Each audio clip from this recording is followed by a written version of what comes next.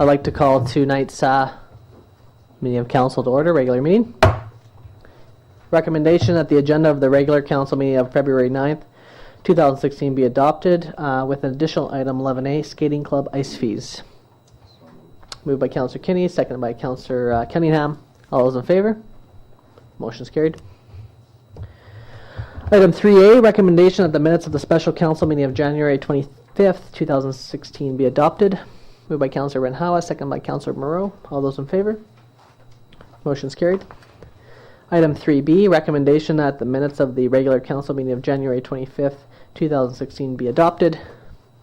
Moved by Councillor Cunningham, seconded by Councillor Niche. Any discussion? All those in favor? Any opposed? Motion is carried. And item 3C, recommendation that the minutes of the Committee of the Whole meeting of January 25th, 2016 be received. Moved by Councillor Kinney, seconded by Councillor Cunningham. All those in favor? Motion is carried. And item 3D, recommendation that the minutes of the special regular council meeting of January 27th, 2016 be adopted. Moved by Councillor Moreau, seconded by Councillor Randhawa. All those in favor? Motion is carried. Okay, first up we have a report from Junior City Planner regarding a variance permit at 1020 Conrad Street. Welcome.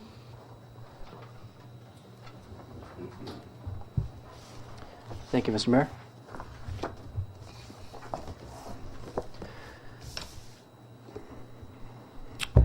This is item 6A here is a report on this application for the development permit at 1020 Conrad Street. So on November 25th, 2015, we received an application for a development variance permit for the property, as I just said, in 1020 Conrad.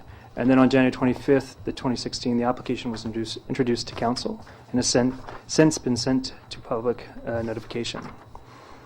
The full application is included in the report as attached, and that is attachment number 1.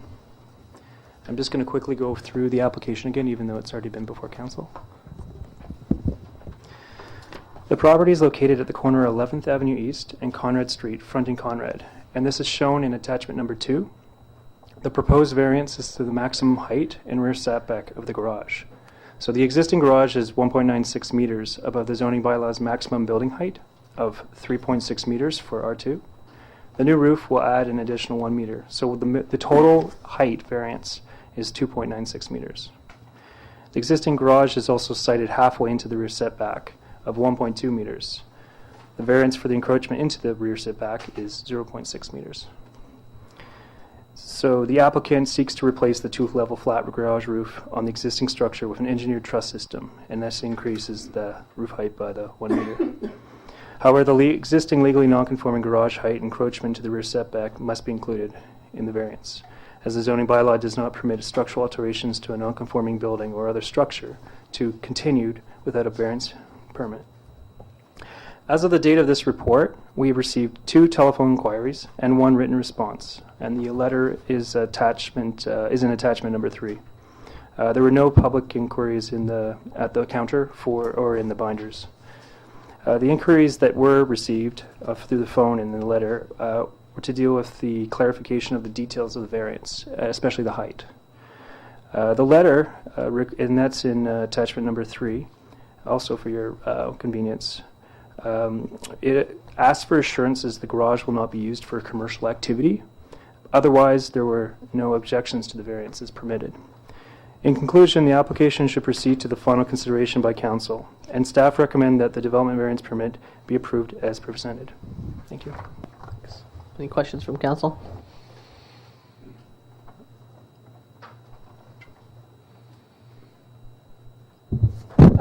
What are the restrictions in a residential area for conducting a business? That's what this letter that we have in our package is concerned about. Is concerned about that garage being used as a you gave 2 examples. One as a commercial business, and the other as a club for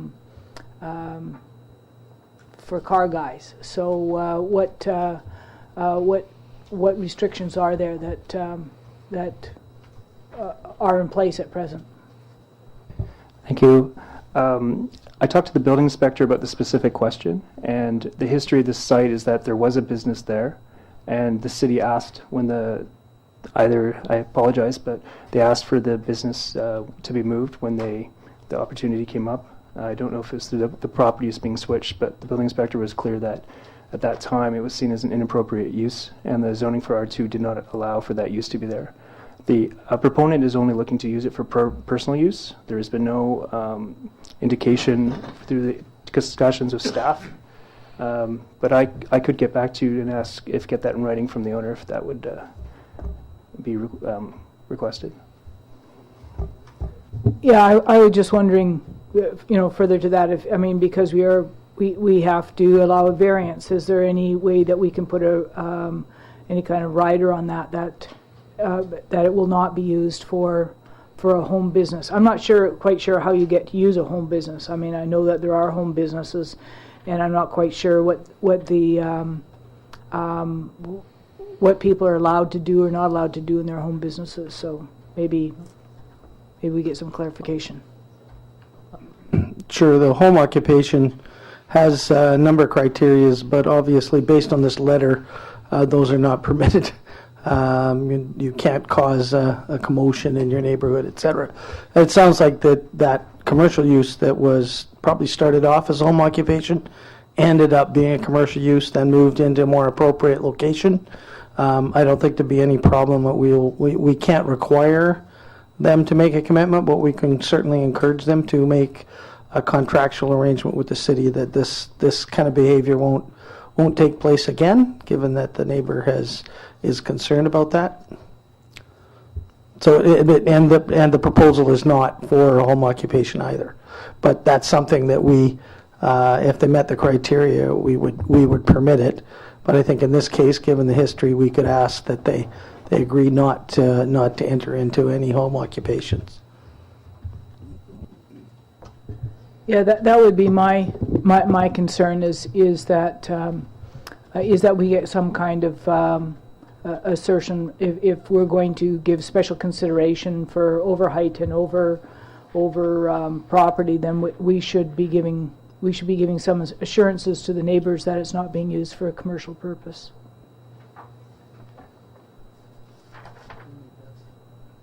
Your Worship, if you want to approve it subject to that would satisfy that requirement. Okay, if council is fine with that, we could amend the motion to include the recommendation. Okay, so moved by Councillor Kinney, second by Councillor Cunningham. Any further discussion on that? If someone was to purchase that building and want to run a home business out of it, then why are we restricting that to be able to happen? I mean, this variance is about a man trying to replace his roof. It really should have nothing to do with what the building is being used for. We're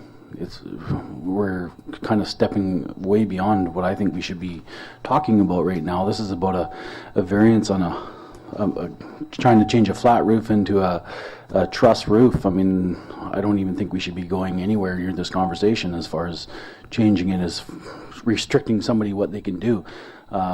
If someone wanted to buy that house and run a small business out of that, why shouldn't they be allowed to? I see the people that wrote this letter have had problems in the past, and I believe the issue became when his business grew so big, but now he's moved out of that. He's now rented space at the industrial site and operates out of there. But if we restrict this property, I mean, that's setting a precedent for, are we going to restrict everybody that has a garage in Prince Rupert so they can't run a business out of their home? I mean, that's not right in my mind. Don't our zoning bylaws control that? I don't see why we have to put a conveyance on a variance for something like this when we already have bylaws in place. If this is RM1 or RM2 or RM3, then, we have bylaws that restrict certain activities in certain areas, and we have bylaw officer that can enforce those if that's the case. I agree. Other questions here? Well, that was my question. Is there what do we have? What are the restrictions for home businesses. And can you run any kind of business out of your home? I mean, I know you can certainly run hairdressing out of your home. It's been an issue with the hairdressers downtown, the hairstylists downtown for years. But can you run a welding shop out of your garage? And or can you run a tin bashing outfit out of your garage? I don't know. And the reason is because we're asking for a height variance, and we're asking for an encroachment. There's two variances that we have to do, and it just seems to me that if this property owner has had two types of businesses running out of his garage and bothering the neighbors, that we should make sure that we're not making a bigger garage for this to go ahead on. That's all. And so I'm asking, what are the restrictions? I don't know. This isn't about building a garage bigger, higher, more. It's about building a roof that's higher. It's not increasing the size of the shop. It's not increasing more on. It's already there. It's not encroaching any more than it already is. It's already an existing building. It's replacing a roof, a flat roof, with a slight slope roof, so he can match the tin roof on his house. It's got nothing to do with making the building bigger or higher to make the business work or to make a business work. It's just about replacing a roof is all it's about. Well, given that the owner has relocated the operations, I would just recommend, if it's a friendly amendment by the mover, Kinney, and seconded Cunningham, if we just go with the original motion that's recommended from the staff. Because if zoning bylaws will cover this, I mean, it's clear that the business isn't operating out of the house anymore. I think I kind of agree with Councillor Niche that we don't really need to be trying to make any amendments to the development permit here. I agree with Councillor Niche, but I also see Councillor Thorkelson's concerns. At what point does commercial ventures enter into a residential area without rezoning? We have lots of home businesses in town here, and they seem to have gotten along well with the neighbors, but there have been a few. But can you have a welding shop in this garage? This garage is perfect for something like that. These are bylaws that I'm quite sure exist and can be reinforced. But I have no problem with withdrawing the resolution. But do we have bylaws in place that restrict certain types of businesses in residential areas? We've had concerns over a couple of things here, and with the rezoning of Masonic Hall and other things like that. And here's one where it's just carte blanche. If we don't have a bylaw that anyone can run any type of business out of their yard and have dump trucks, backhoes, whatever. Well, I do believe we do have those in place, and I think this was a past issue that had been resolved. And so it sounds to me that this has already been, a previous council already resolved this particular issue on this particular property. I mean, there may be other properties that need to be looked into, and if people are running commercial enterprises out of their homes on R2 or R1 areas, then yes, we should probably be sending bylaw officers out there saying it's time to move into commercial areas. But in this case, I think this is a past issue. It's been resolved. They're not running the business out of the home anymore.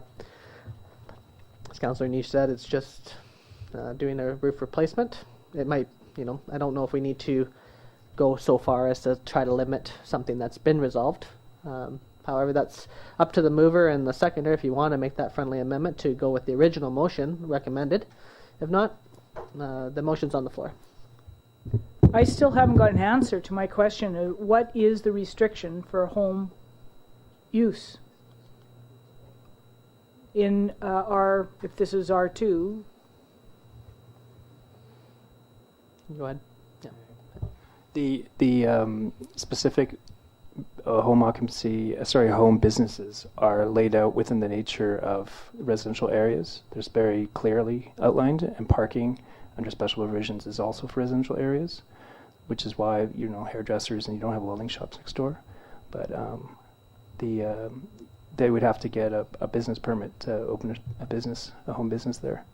At that time, that could be addressed to. We're just looking up the specifics, trying to find it. Typically, home occupations can't have more than one employee.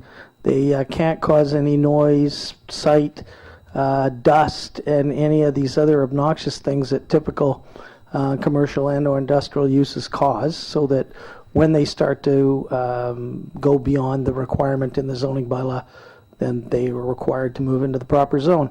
And we'll have to find, I can't seem to get my finger right on that specific section, but I'm sure it has to do with not permitted to have any employees and not permitted to cause any of these nuisances, which would then trigger their need to move into a commercial zone. But we'll just keep looking till we find exactly what the regulations are in an R2 zone. Graham, can you find that? I do apologize, Council. I thought you were looking for a general answer, not the specific outlined. Home occupations are allowed under two-family. Bed and breakfast are also accommodation are also allowed in, and two more boarders are allowed in R2. I think you're also looking for the definition of home occupation, since that's what you're referring to. For home occupation, sorry, I have to move this so I can read it. Means any permitted business, trade, or profession carried on within a dwelling unit or accessory building to a dwelling unit.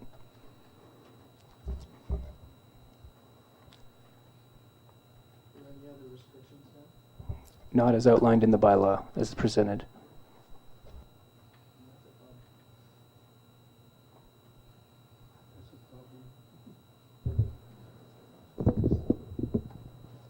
So if my understanding that you can do whatever you please? With the any permitted businesses, it would refer to trade or profession carried on within dwelling unit would be under the businesses that we, under our licensing control. I'm looking to Bob on this. Yeah, we'll have to look at this and get back to you. But with the specifics of what is our home occupation. Sorry. Okay, so there is a motion on the floor. We can go with that, or we could delay to get this information. However, I do think this is something that could be easily passed as a recommended motion and get more details as we move along, seeing as this business isn't operating out of their home anymore. I think passing this is fine, but I really think we should be looking into this bylaw and finding out exactly where we stand with it and that. So with more and more industry coming to this town and less industrial space, this could be popping up more and more. And so I really think it's something we have to look at and address. Okay. If that's the case, I'll gladly withdraw my second to the motion, but I definitely want to see some tightening up of the bylaw. So as Councillor Thorkelson says, we're not going to have welding shops or whatever next door to residential areas. Right. And this is actually with the committee that we have on the policy developments can be brought forward there, and we can add it in there. So we could make a friendly amendment if the mover and seconder would like to make the original motion that's recommended by staff, if you're fine with that. Okay, so that's a friendly amendment. So that's the motion on the table at the moment, is the recommended to approve the development permit. I don't have any problem with it. It is just that the neighbors have a problem with what was going on in that building, and that's why I asked the question, what are they allowed to do in the building? And so if they're allowed to do whatever they want in the building because we don't have a bylaw to prevent them from doing whatever they want, then I agree that we need to have something that's going to not just specifically deal with this issue, but deal with the issue in general. So, I don't care if he has his building. I just don't want his neighbor coming back and hearing complaining he's got a welding shop in there, right? That's my concern. And so I wanted to know what the restrictions are. Now we know, so we can move forward. Sounds good. Okay, any further discussion? All right, all those in favor? Any opposed? Motion's carried. Thank you. Okay, moving on to report from Court Board Administrator regarding the appointment of the election officer. The recommendation is that Joe Zovitro, Chief Librarian of Prince Rupert Library, be appointed Chief Election Officer, and that Robin Beatty, City Administration Assistant, be appointed as Deputy Chief Election Officer for the 2016 School District 52 by-election. Welcome, Antonio.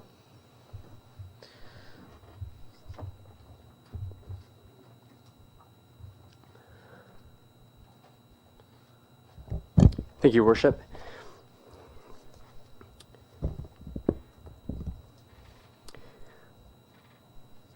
A School District 52 by-election is required to replace School Trustee Judy Carlick Pearson at the Local Government Act. Section 41 requires the municipality to appoint both a Chief Election Officer and a Deputy Chief Election Officer.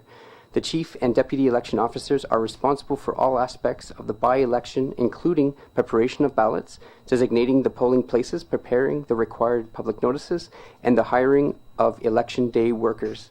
There are no costs to the city in accordance with the School Act, Section 38. The school board must reimburse the municipality for any costs of the trustee election. For this, we propose that Joe Gelwitro, Chief Librarian of Prince Rupert Library, be appointed Chief Election Officer, and also Robin Beatty, City Administration Assistant, be appointed as Deputy Chief Election Officer for the 2016 School District 52 by-election. Thank you. And just some clarity here for the public. So in November, Judy had resigned from her position for her reasons, and by the end of December, we had to put a posting out for a chief election officer. One of the issues is running an election requires somebody who has the experience to run an election, and our only real two staff we had to be able to run them just were over capacity, which is why we put a contract out to do the election. So in terms of time frames, we've moved as fast as we possibly can on this issue, and now we are appointing someone here today, and we'll be moving on. So that's kind of some of the background of why we've gotten to where we are. So the recommendation here in front of us is any movers, seconders. Moved by Councillor Cunningham, second by Councillor Niche. Any further discussion? Okay, all those in favor? Any opposed? Motion's carried. Thank you very much, Ms. Farrer. Okay, moving on to item 10A, report from the Director of Recreation regarding the fees and charges bylaw number 3383, 2015. Welcome back.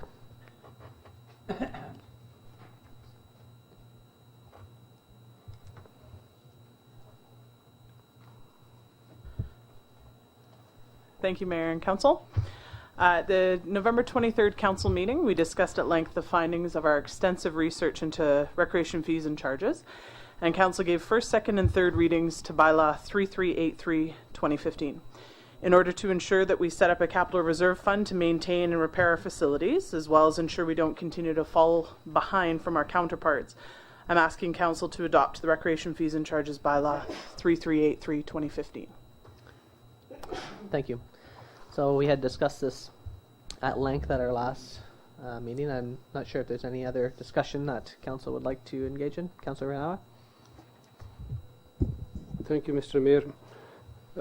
Even last meeting I bring up that we should give break to youth, especially when our cannery workers not getting enough work this year, and also on the library we cut some funds, and unless we find some money there, they have to cut some hours there too, so not much for our youth to go around. So I think we should give break to youth, and other than that, I think everything is okay.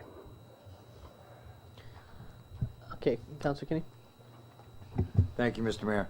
Well, didn't we at the last meeting discuss that the children that couldn't afford would be able to take part in the activities? Did we not? Correct. So there's a couple different initiatives that we've undertaken when considering this recommendation. So first of all, amalgamating rates for students, post-secondary students, as well as aging adults. We also reinforced the recreation access program that we have available for families as well. So there are current initiatives going, as well as the the casual drop-in time. That's every weekday after school until dinner time, and we've stood pat with the discounted rate there. So for less than a toonie, children are welcome to participate daily. Councillor Callahan? So what you're saying is the drop-in rate, which is one of the crucial rates for kids coming to the rec center, has been dropped? And also, if the kids don't have a toonie or less, is there a program there that allows these drop-in kids to still participate? Right. So yes, there's we're sort of taking care of that rate as far as that casual rate we haven't touched for that exact reason. We also offer youth nights that are free for youth to participate, and in the event that any youth were to show up on our doorstep or any participant and there was a financial barrier, we would ensure that they're taken care of. It's not in anyone's best interest to start turning folks away. How do you identify somebody in the drop-in situation that doesn't have that loony to play? Well, often, as we know, youth will arrive with sort of a group of their friends. It's not too often that folks are coming on their own. And if there's a situation where staff notice that there's youth not engaging, or they're sitting off to the side, or otherwise not getting involved, that's where we would absolutely step in, see where that need is, and we would discreetly take care of it. So no youth would feel sort of called out or feel labeled that they couldn't participate. Is this something that's known in the schools, and is it something that's advertised? I'm not sure if it's, it is known within the schools, and there's a handful of our staff are very actively involved in the middle schools, elementary schools, as well as the high school. So many of our staff are sort of trusted adults for the youth that frequent our centers. We've also got close contact with the school administrators at each level of school as well. So there's lots of ongoing conversation happening to ensure that those youth don't get left behind, and also from a day-to-day basis where we see that those youth walking through the door, you tend to get to know those kids and see who's not participating, and we got to find a way to make it happen. Okay. Councillor Thorkelson and Councillor Renhowa? Yeah. Well, how do you, besides just somebody not playing? I mean, if the kids just go and play, who contacts them? Who talks to them? How is somebody not embarrassed to say that they can't afford it? How do you do that? How does your staff do that? Well, I must say they are a very talented group of staff that can pick up on those needs. But kidding aside, we also advertise a recreation access program in the guide. Actually, the guide that the spring guide that just came out. It's on the inside front cover, so it's another opportunity there, a discreet way for. It's got the contact information for the staff as well. So if that be a family at home or goes into a business or anywhere they pick up a guide, they can also see a way to reach out to the staff as well, so that ideally no one is getting left behind. I just I have a problem, and I've always had a problem with everybody gets to play, because you have to identify yourself as being poor, and I've handed out these statistics to everybody. I've got one for you. Sorry. And what I'd like to do is say that the overall regional economic index statistics, these are ranked from worst off to best off regions. And you can see it's 2012. They stopped doing it after 2012 by Health Authority. And so our Health Authority is this is done by local health areas, is 52 Prince Rupert. 2012, we were the third worst off region with the socioeconomic index. The second worse off region for human economic hardship. Crime, we were pretty good. We're only 20th. Health, we're 25th. Education, we're 5th. Children index rank, we are the second worst off in 2012. And we are the first worst off in youth. And the so what they do is they give you, and I'm sorry, when I actually darkened the line, I erased, for some reason, I erased my bottom scale. So if you look at the DEP child, it says it's dependent children. These are how many welfare clients there are in town with dependent children. Starts off at the far left, that the 1995, January of 1995, and it goes all the way over to the that's 246. It's not supposed to say 246. The computer changed it and I didn't catch it. That's 2015-12. So as you can see, there was a sharp drop, and it drops down through to May 2003, and then it flattens up. It goes up and comes down, but it basically stays the same. So if you look at 2003, so if you look at 2012, which is going to be around, if 2003 is 106, then 2012 is probably around 204. You can see that that is where we were the second worst off, or the first worst off. Okay? What's that, Barry? Sorry. I'm just looking at these numbers along the bottom here, and you're saying those are the years? No.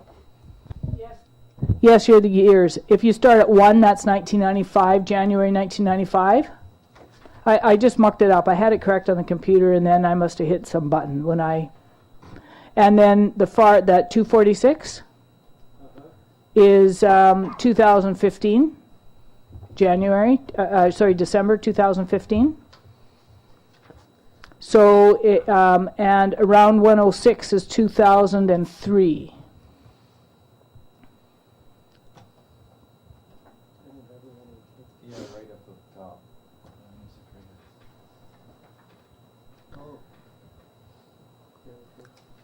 And so it sort of flattened off after that, grew a bit, went down, then just grew a bit, and it's basically flat. That was DFO. They tell you it was, DFO would tell you that's where we have to stop fishing in not 211, because it went back up again. But this isn't DFO, this is City Council, so that's just an inside joke for anybody who follows Department of Fisheries charts.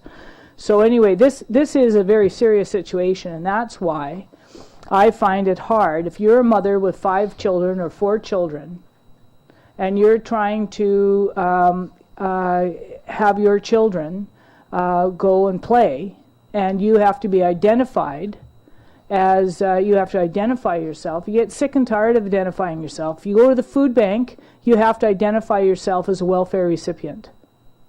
If you want any kind of help with buses, you have to identify yourself as welfare recipient or low income. You know, everywhere you go, people are having to identify themselves as that, and it seems to be in a community where we are the first off, second worst, or third worst, that we should be making sure that the people who are living in the houses that can afford to pay slightly more, so that the people who can't afford, their children can't afford to play, are not paying, period. Are not paying, you know, you want to look at a family who wants to go swimming, for example, is going to be paying too much money, they can't afford it. We know our members can't afford it. That's why when we're having this weekend, we're having free swim and free skate, we're letting the members of the Fishermen's Union know that they can go and access that, because almost all of our people are on welfare. I think we have 3 or 4 general laborers that were able to make it onto EI this year. And so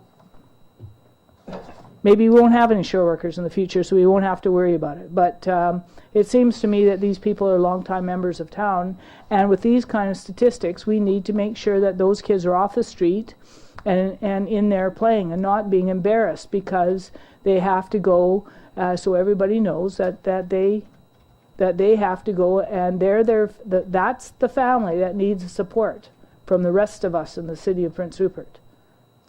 So I just hate that. You know, if we said, okay, all the wealthy families now going to pay $5, go and show that your family makes more than $100,000 a year, and then you had to go and show nobody would think that was a fair thing to do, to show your family made more than $100,000, but you make less than 15, you have to go show. So I agree with Councillor Andawa that we should try to keep things the way they were for the children's programming. I think that the Recreation Commission had extensive discussions, such as this exact discussion. I believe that the right balance has been struck here, because even if we're talking $1.70 versus $1.50, that's still going to be too much if you can't get to between those numbers anyways.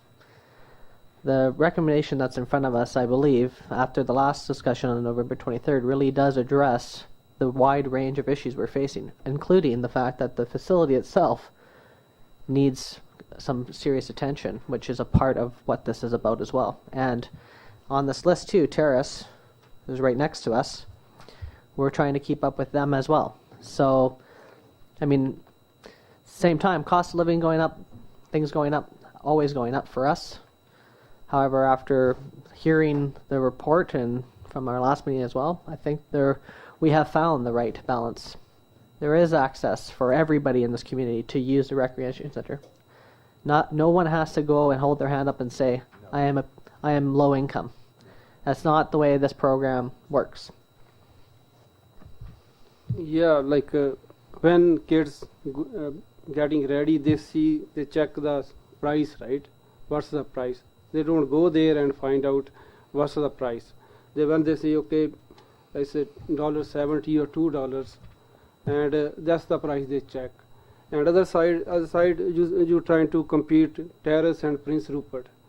Terrace, they run with like user fees. Whoever wants to use their recreation, they have to pay high. They don't raise the taxes. Our taxes already up here, and now we trying to match our user fees with them. So our taxpayers are paying double then. Property taxes they already paying higher, and now we trying to raise our user fees. Well, we are doing double. The thing is, though, if we don't do this, then we are going to be raising the taxes again as well, even further. That's kind of the point, is that the recreation center, we'd have to put a whole bunch of more money for capital investment into the thing, as well as the user fees. We're trying to find the balance. That's kind of, I believe it's 70% of the recreation is subsidized by the taxpayers, about $2 million. Is that correct? Ms. Bond, about $2 million a year? So it's about $2.5 million a year-ish that we already put into that. Yeah, I agree that. On the other hand, like if we increase the price, maybe we can lose some quantity there. Maybe lots of people don't go. And if we keep the right price, we can have maybe more quantity there. More people probably use that. So I think keep the lower price and keep our low-income people can afford there. I think we can have more people and more revenue there. Other comments, Councillor Culligan? Okay, well, if you look at the youth charge right now, it's $230. If we leave it at $230, is that what you're suggesting? Just leave no increase for the youth fees. Everybody else, we accept the report. Well, I look at that as now you're singling out youth as the only ones that can't afford it. There's a lot of parents, Joy's shore workers, and a lot of other people that can't afford it also. Like we've got to draw the line somewhere. What's a drop-in fee right now? For a casual drop-in is $1.10, I believe. Like most of the kids that are using that after school or drop-ins for $1.10, if you're going to use a swimming pool and something like that, $2.30. If you go to the theater right now, a child's $5. and like it's going to cost something no matter where you go. I really think the $2.30, we're splitting hairs here. My only concern is that we captured these people, these kids, and kids at risk and that, and Willem and I've locked horns over this a couple times. That rec center is for everyone in this community, no matter how much they make or don't make. But we have to have something. It's either, if we don't put up the taxes, which no one seems to want to do, we don't put up the user fees, sooner or later we're shutting the doors on things because we don't have the money to keep them open. That's what the library's looking at right now, is shutting 1 or 2 days more a week or cutting back on hours. So it doesn't matter what we do. We're between a rock and a hard place. If we just leave the youth at 2:30, then who's going to come at us next and say, well, we should be left at that rate too? I don't know where the happy balance is here. I wish I had a magic wand and I could find it. But, we've got to find a balance someplace to keep these places open. It's over $2 million. And there will be people in this city that say, I never go to the rec center. I never go to the library. I never go to the PAC. Why should I have to support them? They've got to start supporting themselves to a degree. Yeah, like last many years, right, like 4 or 5 years, we never increase any user fees, right, because things were very tough. So, but last year we already increased user fees, and now we going for more 5 years. So all of a sudden we are dumping all user fees and increase everything same time. Maybe slowly, right, like youth are more at risk. That's why I say, like, give them some break. I know we need some revenue, but we probably can have more numbers that way. Hydro is going up 5% this year. Yeah. That's hydro alone. What are your biggest expenditures at the Civic Center? Hydro, gas? Yeah, utilities at an aging facility, of course, are going to be significant because the facilities themselves aren't as efficient as they could be. So yes, absolutely, utilities are a major expense. The other thing is that the fees have been amalgamated in a different system now where, for example, this ends up being a 25% decrease for seniors, correct? Correct. Right? So the other thing is that buying the fee now is you're not going to just the pool anymore. It gets you into the actual entire facility for like 3 or 4 hours or something like that. Correct. So in the recommendation, there's a 3-hour window, which your basic admission would cover. So you could swim and sauna and work out and go to shoot hoops and go to public skate all within a 3-hour period for that same cost. We've also recommended a daily rate. So you've got that ability to come and go. So it could be before work or school in the morning and then come back late at night as a nightcap before bed. So we're trying to get those rates organized so that our Rupertites can enjoy those services however they best see fit, as opposed to I'm coming for a public swim and that's the end of it. They've got the opportunity to enjoy the entire facility, whichever time of day they might come. Councillor Gunning? This is a 5-year bylaw. What if we just did it for just or do it 1 year at a time and review it every year? Can we do that? The issue is we need to keep certainty for the town, right? And we need to have a scaled model that works. Like, it shows where we're going, and then we know how to plan for the future. If every year every council comes in and makes massive changes, moving to 5-year things is exactly where we need to start going with the library, with the museum, those types of things. We need to start having some consistency in our planning and our budget so that we know cost of living is going to keep going up. We're always going to have a % increase on utilities. Always. We have to keep moving. In fact, the city, we need to be making at least $200,000 a year extra every year just to keep up with the costs. So this is our way of balancing the fact that we're not going to have to keep jacking taxes up every year to keep doing this, while we're actually finally finding a happy medium here that, you know what, it's like Barry said, it's not, we're always stuck between a rock and a hard place. We don't have that much money. And at the same time, we need to make sure the facility can keep upkeep. It has to have a reserve, which it doesn't have. It needs to keep up with the utility bills. And we can't just keep raising taxes to keep matching that fund, because that's just too much money that we don't have. And so we need to find that balance. And we're trying to do that. This council's being committed to not keep raising taxes, to finding innovative solutions. What's recommended in front of us, I believe, is the right approach. Everyone's going to have an opportunity to play. Everybody. It's not going to break people. I was going to say, be careful about when you're saying this council. Unless I'm not part of this council, and maybe I'm not. But I'm committed to having a town that's worth to live in. And if we have to pay 2% more every year in your taxes, that's what you're going to have to pay to live in a town until we get some more industry that's going to pay its way, or until the port decides to pay its way. We are going to have to do that. There is no other way, unless the law changes and we're allowed to tax income, or unless the law changes and we're allowed to do something else. We are going to be faced with this time after time after time. Maybe you made your promise and you're going to live with it no matter how it impacts the community. Maybe that's what you did. I never made that promise.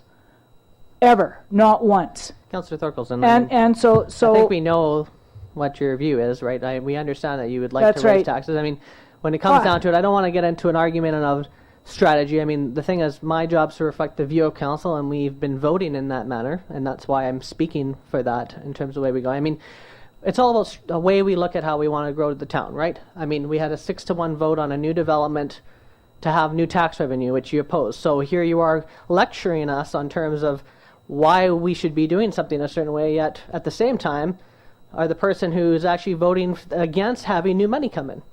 So I don't understand the logic in terms of pitting us against each other. I think we're actually being very logical, very rational in our approach. This is a balanced measure, because maybe I'm not speaking for everybody, but I think I'm getting the sense that this council doesn't want to infinitely keep raising taxes forever on this town, and we need to start finding solutions such as this particular bylaw. Right. And I was opposed the first time to this particular bylaw, and I'm opposed now to this particular bylaw. If we have the worst socioeconomic index for youth in all of British Columbia in 2012, and we are not better than 2012 in our stats, we are worse than 2012 in our stats. Therefore, and consequently, I think that we need to do something about ensuring those youth are able to use the facilities. And they are. It's been addressed. We have the Recreation Access Program. I'm not sure if we're actually listening to what's happening here. Every person in this community is going to be able to use a recreation center. It's that clear. Nobody's going to be having to go and saying, I'm low income, please help me. There's going to be able to work with the staff. We have a recreation access program available. We've amalgamated rates. There's actually going to be more access, and the drop-in rates are $1.10. I'm not sure what else we can do besides actually offering a free recreation center, which would mean a massive tax increase. I don't know. We can't have our cake and eat it too at this point. We need to figure out the balance. I think we're there. So how much is the increase in all of the youth charges? What more revenue are you making by increasing youth charges? I believe it's minimal. It's like 50,000. Or do you have the number? Or? I don't have the number at hand, but it would be insignificant. That's my point.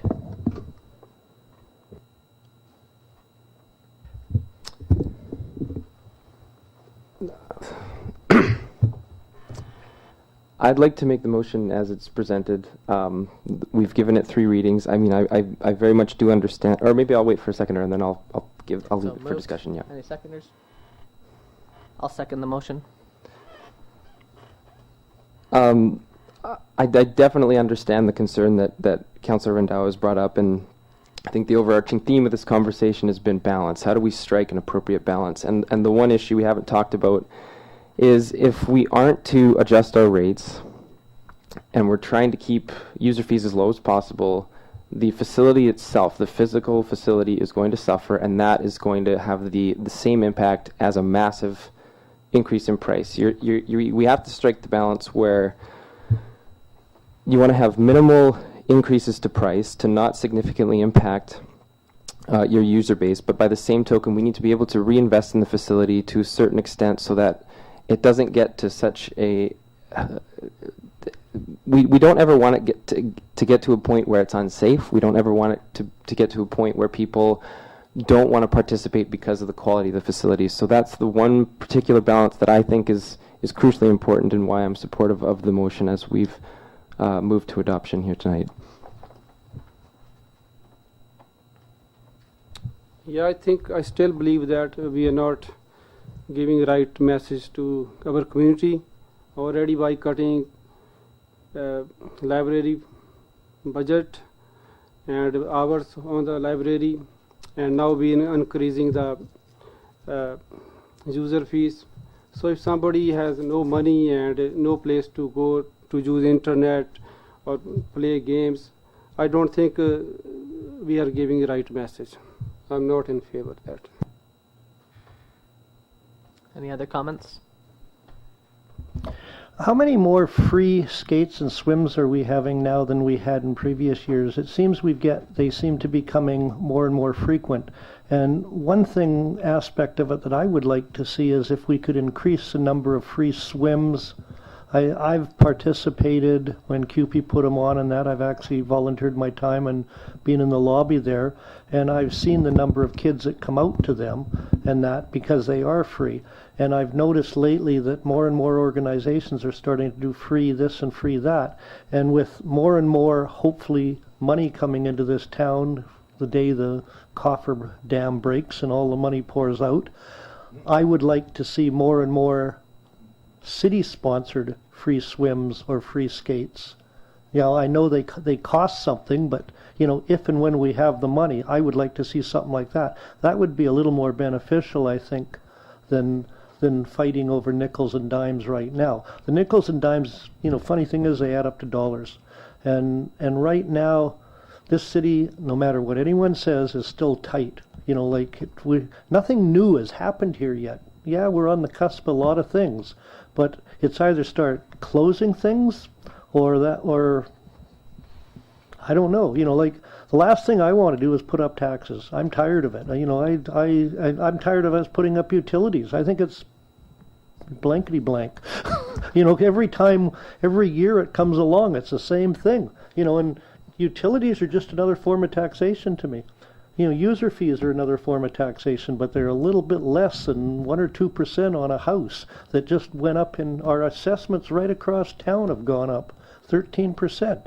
So even if you get 1 or 2% and your assessment's gone up $100,000, that's a lot of money. And there's people in town here, the assessments have gone up $100,000 this year.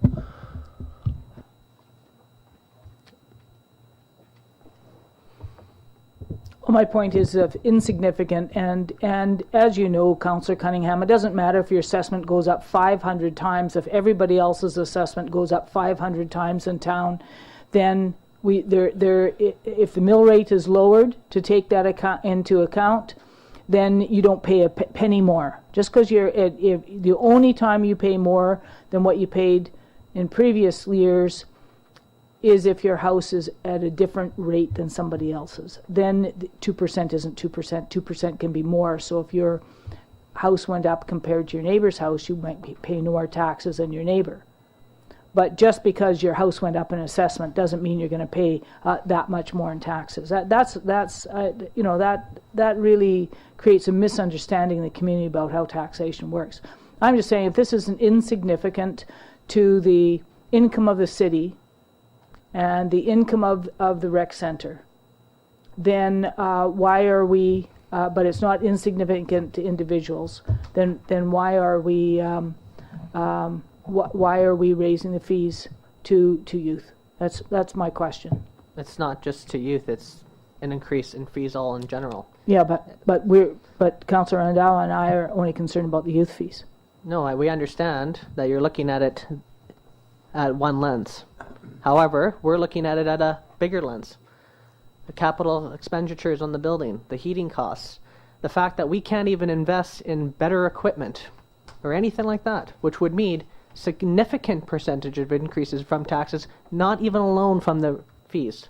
The fees helps us subsidize a bit of the pressures from the taxpayer so that we can continue to increase and meet those pressures.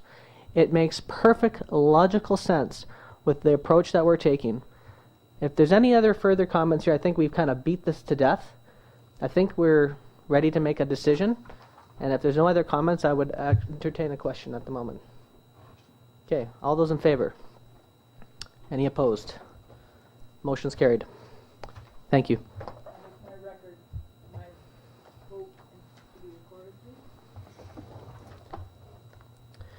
Okay, moving on to item 11A, additional item. I have a letter here from the skating club, Prince Rupert Skating Club. Okay, and for the record, Councillor Niche is excusing himself. I'll read the letter out as it's an additional item. It says, Dear Prince Rupert, this was brought to the Recreation Commission and then brought to Council. So the Prince Rupert Skating Club hosts an annual ice show at the end of each skating season. This event highlights the dedication and hard work of each young skater involved. The show allows for the skaters to work towards specific goals, such as performing a first solo skate or skating as a group in a choreographed dance/skate. The skaters look forward to this event each year. I'm writing today to ask if the City Council would consider reducing the ice fees for our grand finale ice show.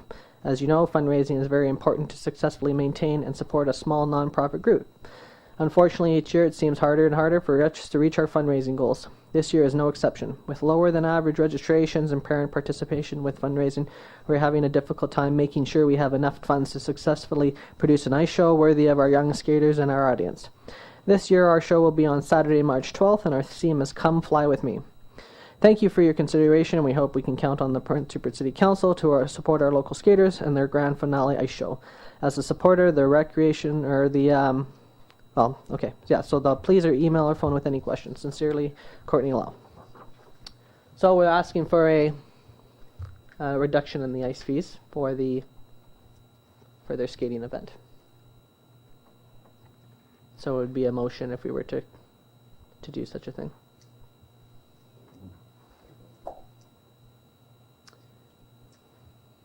Seeing as there's no council, is there any comments here from council at all, or does anybody want to make a motion?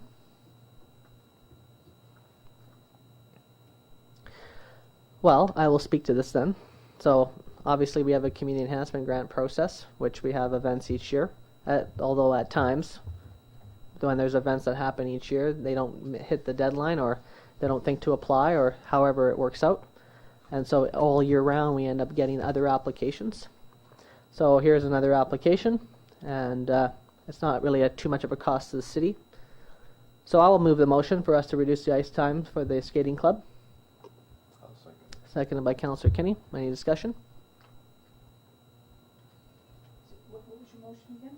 To reduce the ice fees for the skating club. And how much is that going to cost us?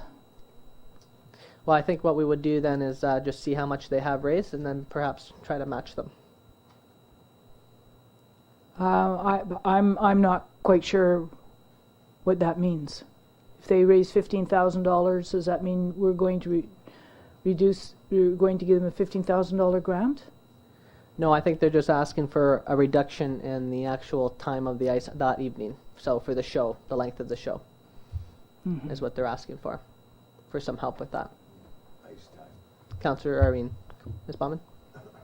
I believe that where the letter doesn't specify is just how much of a reduction they're looking for on a percentage basis or anything like that. So that probably would be very helpful. Okay. Is it possible for us to get that information first? I'll change the motion if the second is okay with us to maybe contact the ice skating and ask them what exactly is their financial situation, and then maybe they can bring that back to council at our next meeting. Is that fine with you? Yes. Okay. So that will be the motion then, to just send the skating club a message. Okay, all those in favor? Any opposed? Okay, the motion's carried. Okay, moving on to 12A, Housing Committee report. Just checked in just early last week, and currently there's the writing of the proposal is in order still, so I don't have much to report on that. However, will report out that the committee of the Planning for Major Projects and Affordable Housing Policy Committee had met last Tuesday, where they reviewed the city's options to implement a series of interim policies which will address potential impacts of proposed developments, including affordable housing. These policies would help inform an eventual update to the 2007 official community plan should council decide to update the plan. As a first step, the committee identified a series of goals and objectives to guide policy development for staff. So the time frame that we had hit for the last time is we're moving on that very rapidly at the moment. So we're working on that and to update our policies around some of these big ticket items. Any comments on that from council? Okay, and then moving on to Small Business Advisory Committee terms of reference. Councillor Murrow. Thank you, Mr. Chair. So based on everyone's feedback from our last meeting, I've tightened up the language here. I've tried to be as clear as possible. So maybe I'll read out a couple of the highlights here. So I simplified the purpose statement here of the Small Business Advisory Committee is to provide City Council with research and recommendations on policies that integrate economic development into municipal planning while balancing social and environmental impacts and promoting sustainable and smart growth. And so the one, Councillor Thorkelson, you had said at the last meeting, you were asking for a bit of clarity on the particular point under accountability of fostering public awareness, recognition, and support for optimizing the city's existing land base according to sustainability principles and planning best practice, which is essentially my way of saying that I believe we've got consensus on council. We want to continue to encourage development within our existing urban footprint, and that's what we're going to expect this particular advisory committee to subscribe to as well. I've also tightened up the language in regards to providing review and comment on where exactly we view that review and comment as being applicable, in particular to small business economic development plans, initiatives, and studies, as well as local and regional land use issues, if applicable. So that gives us a bit of flexibility at council's discretion, as well as to review and provide feedback on municipal bylaws, policies, and projects, and develop and recommend policies related to economic development planning within the community while encouraging an aesthetic and safe urban landscape. So I'd love to hear you guys' feedback and if there's any additional changes we need to make. That's okay. I've only got one question. I'm quite happy with the way you've tightened it up in that, but how are you going to decide the membership on this other than City Council participating? I believe from the last meeting, I think we had all kind of agreed we'd like to see an open resume process where it would be council appointments. So we'd be trying to get a great cross-section and diversity within the city's business community. So if you guys want to have a discussion related to maybe there's particular institutions you have in mind that we'd want to reserve a seat for, something of that nature, I leave that to the will of council. I still have some. Let's pretend this was the Prince Rupert Labour Council, okay? And so this is the Prince Rupert Labour Council advisory committee, and Prince Rupert Labour Council wanted to have all of these kinds of things, but for labor. So review and provide feedback on municipal business bylaws, policies, and projects. So I can certainly see providing feedback on municipal business bylaws. I think that would, but why would you have a small business advisory committee talking about our policies and projects? I just don't understand why the business community is, if the Chamber of Commerce wants to meet and talk with us about our policies and about our projects, they can come and talk to us anytime they want. But to have a committee that's going to have an inside door, that we're going to have a committee to set up to talk to them about our business policies and projects, I just don't think that's reasonable. If you said, we're going to go talk to the Prince Rupert Labour Council about all of our policies and projects that are going to impact labor Wouldn't you find that somewhat ridiculous? I just don't think that you would be supportive of that. And foster public awareness, recognition, and support for the optimizing the city's existing land base according to sustainability principles. Well, is that the Small Business Advisory Committee is supposed to be fostering public awareness, recognition, and support? Or is that the Chamber of Commerce's job, or the business, or this committee's job, or is it really council's job?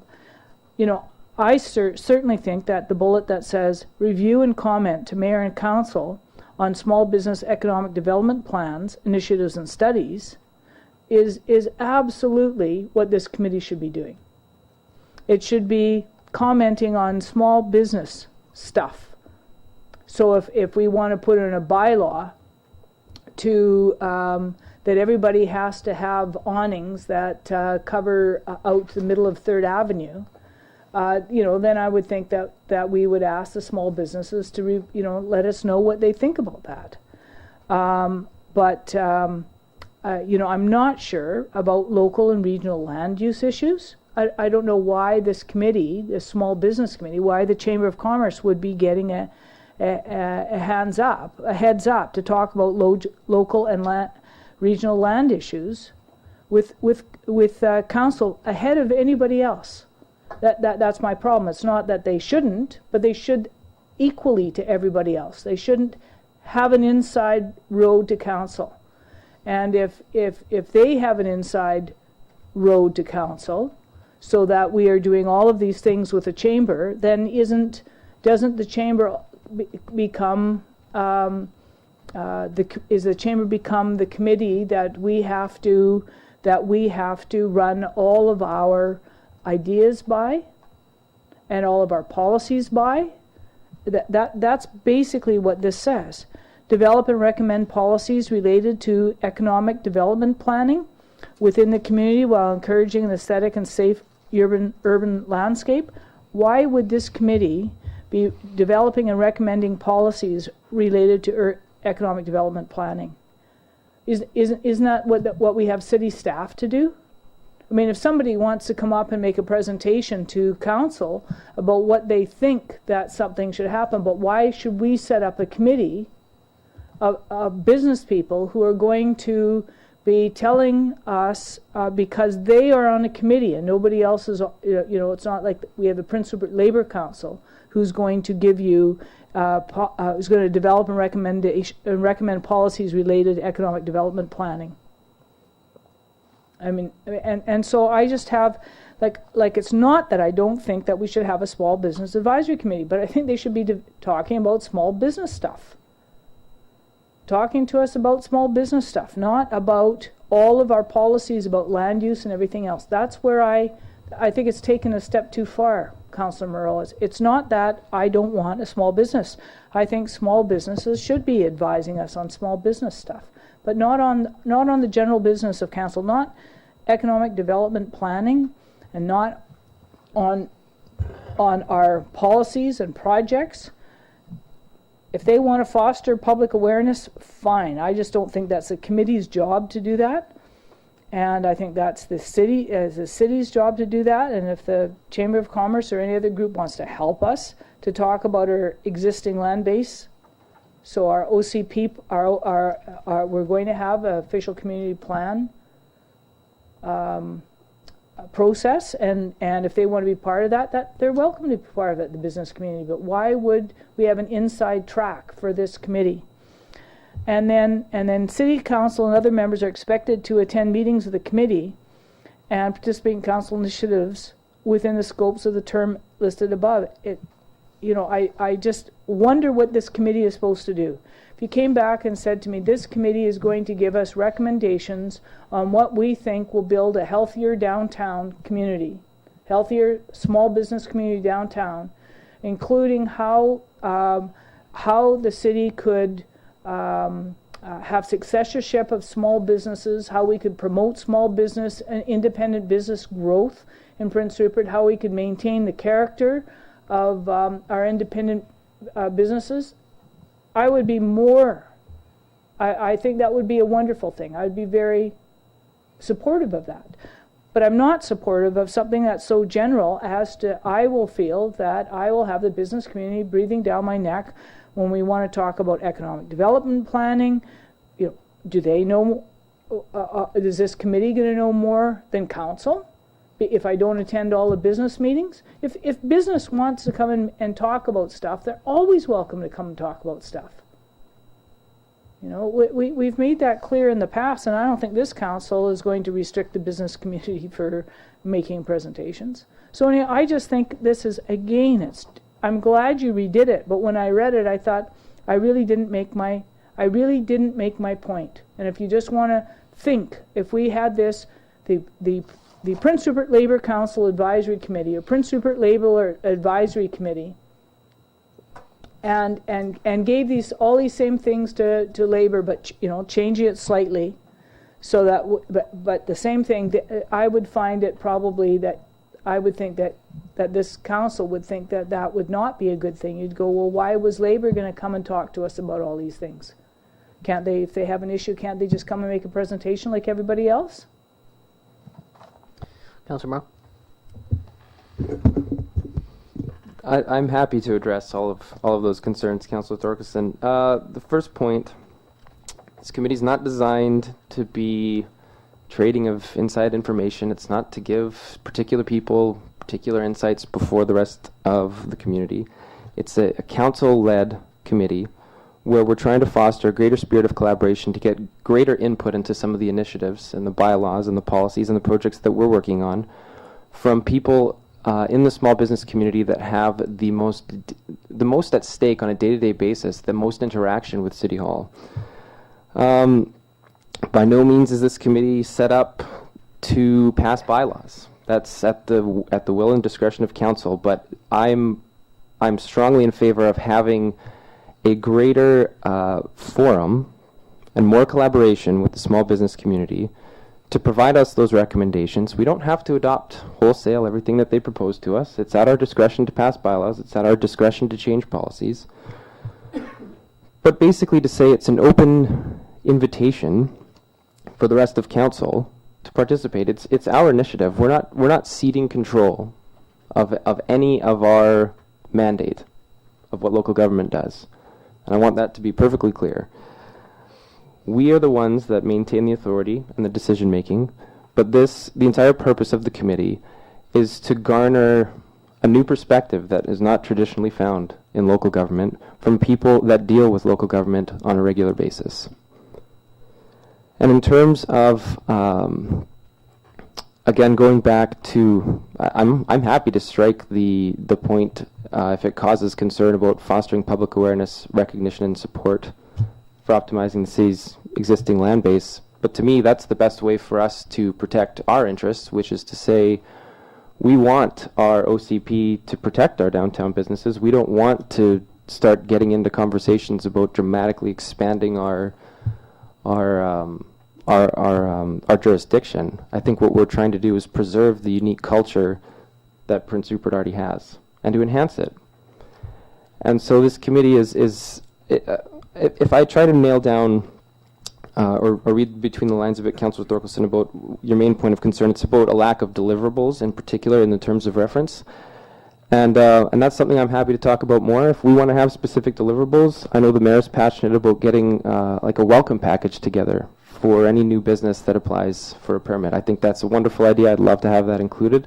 I just don't want us to have, I don't want us to try to dictate every single line item and every single discussion that we're about to have when what we're really trying to do is open ourselves up to feedback, open ourselves up to comment that we might not get on a regular basis. So I hope that addresses the majority of your concerns there, Councillor Thorkelson. Councillor Cunningham?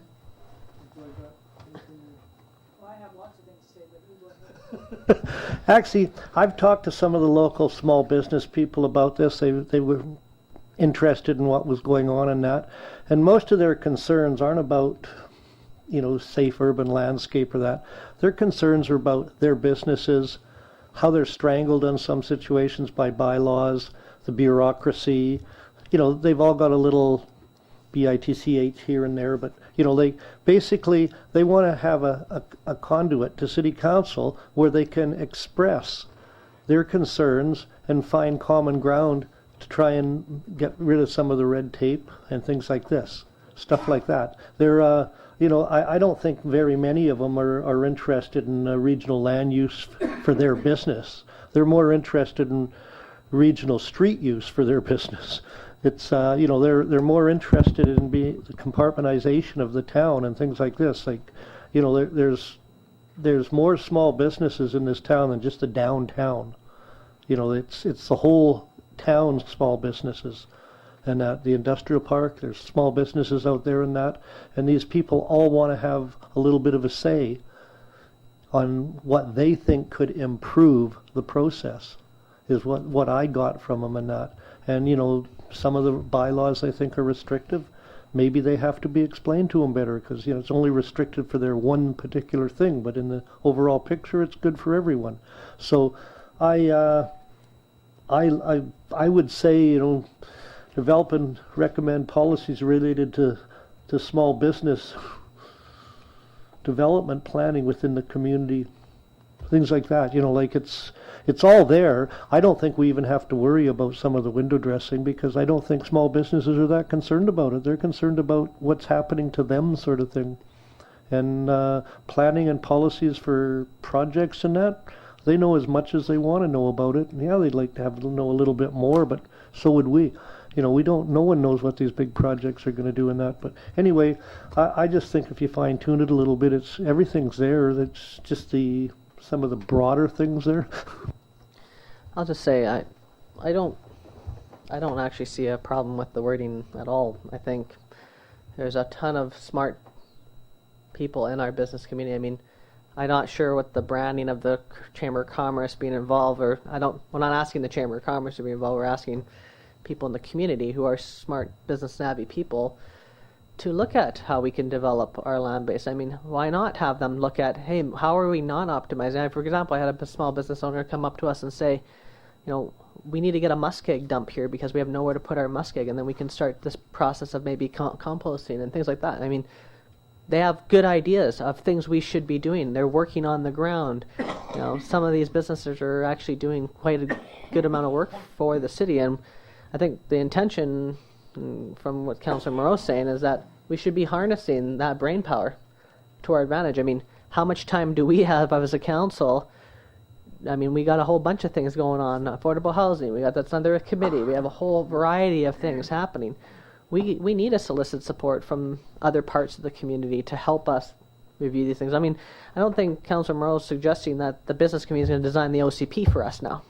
I don't think that's the intention of this, but I mean, the language here, I think, is broad enough, but also specific enough to say, really, they can help us shape some of the, I mean, for example, we talk about regional stuff, right? Maybe the small business community has some ideas on how we can improve business at the airport, for example, right? We've always had an issue about not having food vendors there and things like that. Maybe there's a nugget of wisdom in the business community where they can help us with some regional thoughts, going, hey, you know, maybe if you guys did something like this, this would benefit you, and, you know, there might be those people out there. And correct me if I'm wrong, but I think that's the type of thing that we're looking for here. And I don't think they're saying regional land, Councillor Moreau saying regional land use as in, you know, let's get the C to C together and we'll get the small business people in there and we'll all figure out what we're going to do together. But in terms of the wording, I'm not sure why there's such a issue with it. I think it kind of says what it needs to say. That's my 2 cents anyway. Well, I just, you guys are, and I are from two different communities, I guess. It just seems to me you're digging a bigger and bigger and bigger hole to say that we need to bring the business community in because they have a bunch of good ideas. What about other communities in town? You know, why aren't we bringing CUPE in and asking them for their good ideas? Or why aren't we bringing in the Carpenters Union and asking them about their good ideas? Or the guys who've just been building the roads and highways around here and ask them for their good ideas? Why? Just because somebody puts in $50 and gets their business license, all of a sudden they become knowledgeable? Well, Councillor Thurgood, if you want to start a committee such as that, you're free to do that. I mean, this is what Councillor Moreau is passionate about, and he wants to chair a meeting of bringing people together. I'm not sure why that's an issue, and if you have an idea to bring the labor community together on figuring out some new ways we can collaborate, I'm not sure if that's a problem. I mean, you're free to do that. And I think Councillor Moreau is choosing what he's passionate about and has a facilitation background to be able to bring these stakeholders together. I mean, I'm not sure what exactly the issue is here. I don't think there's an infiltration process or whatever it is I think you're trying to allude to happening here. I think it's just, let's get some ideas, look at some of the policies, how can we improve, and maybe there's things we're not seeing that we need the other parts of the community's mind to help us with. And I think council is free to suggest any ideas they wish to bring forward. And this is one that Councillor Moreau brought forward.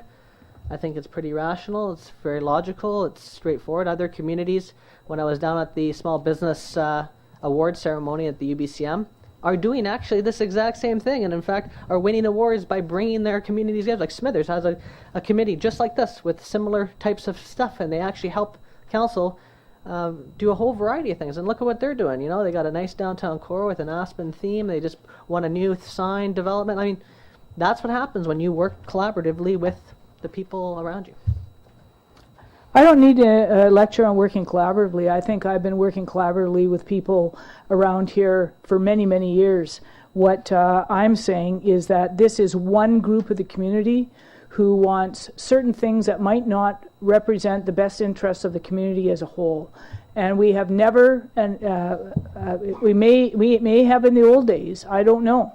But I've been on council now since 2005, and we've resisted, past councils have resisted this kind of a committee because it sets it sets a town up into having the business community having through city council to discuss matters at city council, such as taxes, such as how they impact small businesses, how water and utility impact small businesses. They are going to be speaking about all of those different kinds of things directly to council through a committee of council. And that is what I object to. I don't object to small businesses coming and saying how they think that we can make things better for small businesses in town according to our bylaws.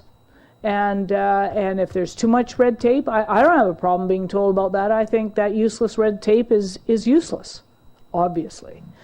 What I'm talking about is it, and if we had a set of deliverables, as Councillor Moreau says, that are specific deliverables that we're going to be talking about specific things, such as the downtown business development tax that the businesses turned down earlier. Maybe they're interested in doing that now.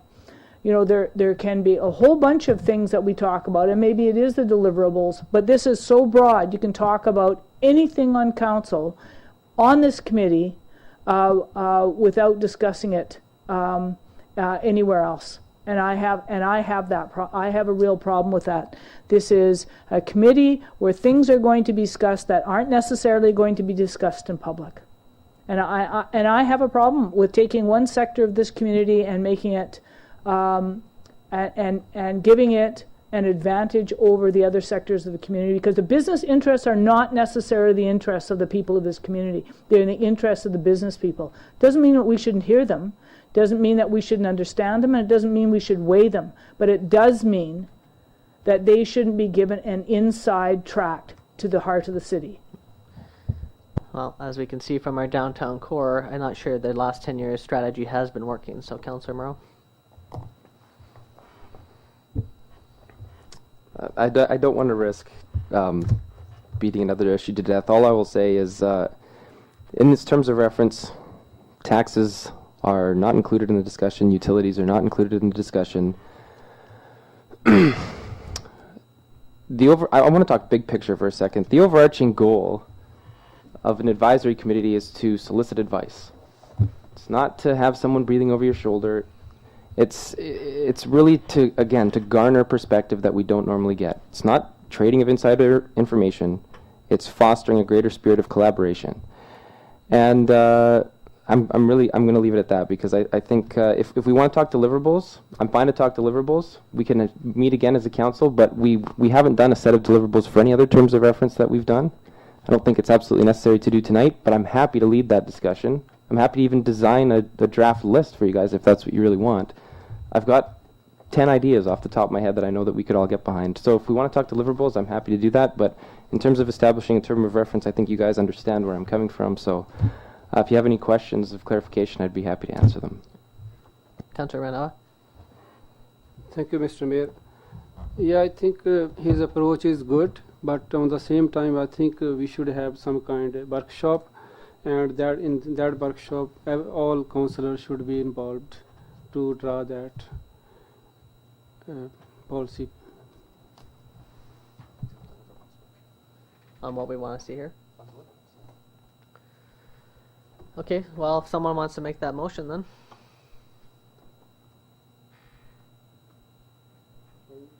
Okay, so the motion is then to... Motion is we should have a workshop. In that workshop, all councillors' input should be taken, and then we should agree on that. So in terms of what we want to deliver out of this committee? Yes. Okay, any seconders? Second by Councillor Cunningham. Any further discussion on that? Okay, hearing none. All those in favor? Any opposed? Motion's carried.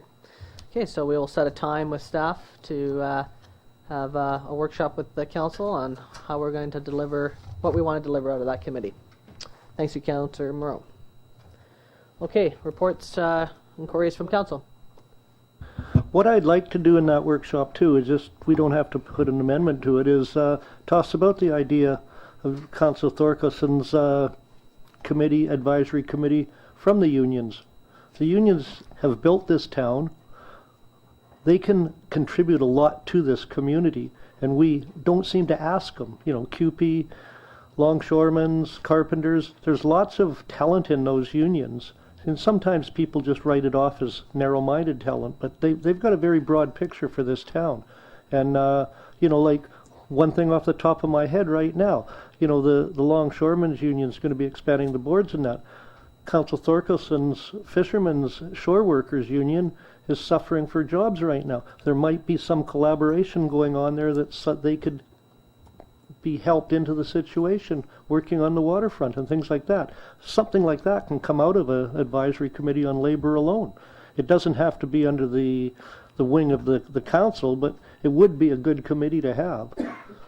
I know if you start getting all the presidents of the local unions together, you've got a pretty powerful group that has got their boots on the ground all the time. And, you know, I honestly think sometimes we should have a session with QP and how can we improve our work habits, or how can we improve what we're doing. You know, they might have some off-the-wall ideas, and they might have some really good ideas that we just never listen to or never hear. But anyway, I'd like to have that discussion in that workshop also. Okay. Reports from council.